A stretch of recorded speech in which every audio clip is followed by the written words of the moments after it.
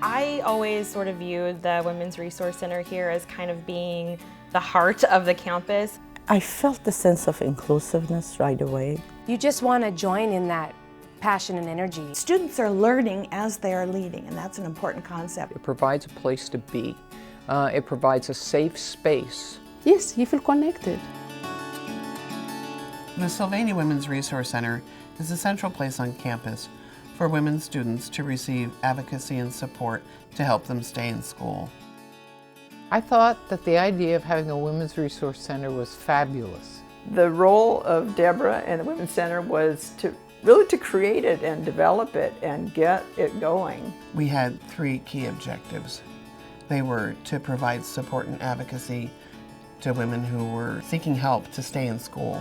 The second was to develop a women's leadership program so that the students who came in would be served by other students. And the third objective was to be a place where activism could happen, where students could come to the center, bring what they had learned in the classroom, apply it to real life situations, and then be able to make the loop back to the classroom again.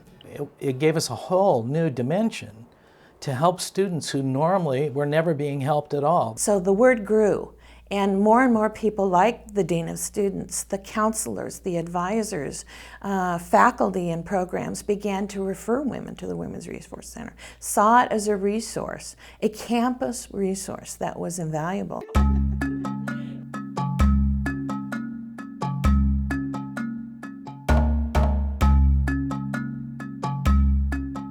Each year we train 10 students to be advocates in the Women's Resource Center. They go through a year-long women's leadership program that involves 60 hours of classroom training and then weekly ongoing in-service opportunities. You had to go around to different classes and talk to them about the Women's Resource Center and what the Women's Resource Center had to offer students. And I was terrified to do that. I would be sick about it. And Deborah was just like, well, of course you can go and talk to 50 people about the Women's Resource Center, you know? Absolutely, go and do it. We were in a staff meeting at the WRC, and we had an advocate from the Portland Women's Crisis Line come speak to us.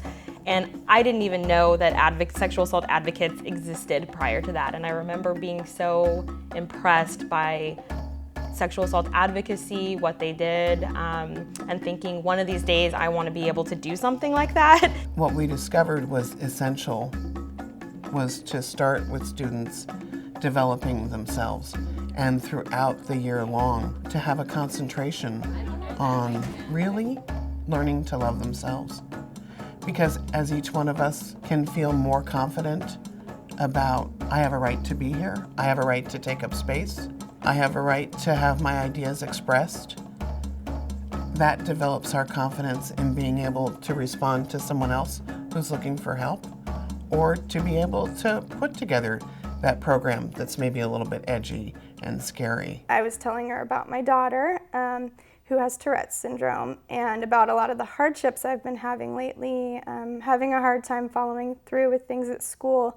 And Deborah just flat out said, you know, why don't you do a workshop on children with special needs and advocating for them? When women would express, here it is, this is my experience, that woman then would take an issue that she really cares about and she would create programming for other students who shared that issue. We did a presentation, myself and 2 Somalian women, how to address the issues, the different culture of issues and the religion and what our background is.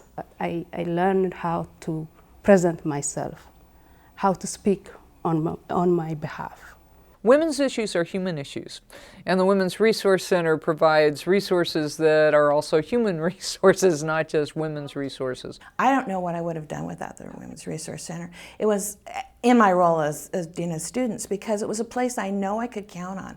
I could send people there, they would be greeted warmly, attention would be paid to them, people would listen. I had a woman come in who was very upset. I sat down with her and we had a personal conversation.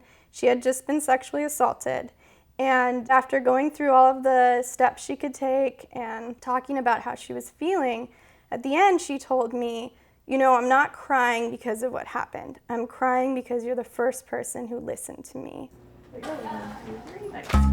Hold it kind of close to your body. Very good. The Women's Resource Center is what helped keep me in college. Deborah has inspired me in a profound way. Deborah gave me some courage. I remember the first year we're going to do the vagina monologues, and I remember having to say the word vagina. I mean, now it seems ridiculous all these years later, but in public, to the board and to others, and say, here's the vagina monologue. So, you know, Deborah said it the way she'd say asparagus. If you could only have one ally in your attempts to increase social justice, equity, and the general good in our world, you would be really wise to pick Deborah Evans. She is creative and she is persistent. She's like a lioness. She's got a really genuinely soft side, but she will also get the job done.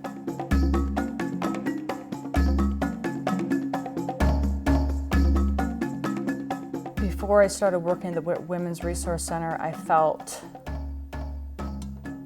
I didn't really have a lot of belief in myself. And after the Women's Resource Center, and after I was encouraged to try new things constantly and to challenge myself in all of these ways, I was set on this path and I became the person who I am today, which is a person who is very relatively fearless. There's so many things that I can point to in my life that I feel like are a direct positive result of my experience here. What I'm doing now in my career is directly related to my experience working in the WRC. The women connected with the Women's Resource Center have become leaders in facilitating the rich dialogue around gender and around homophobia and, you know, all of the other social justice issues. It creates community. It builds community on campus for the women who are impacted by the center, and for the men who seek out resources and support for the women in their lives. The Women's Resource Center has given birth to a wide variety of programs responding to the needs of students here at the college.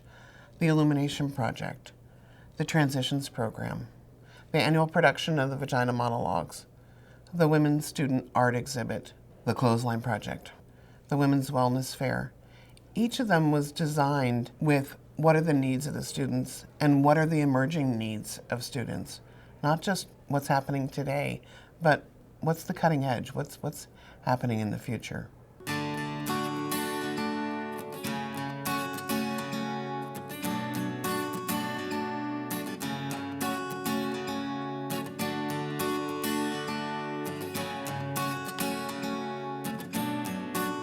The #1 barrier for women staying in school is not having the money to pay for it. Not just the tuition and books, but to pay for her life, her kids, her rent. Women make communities wherever they go.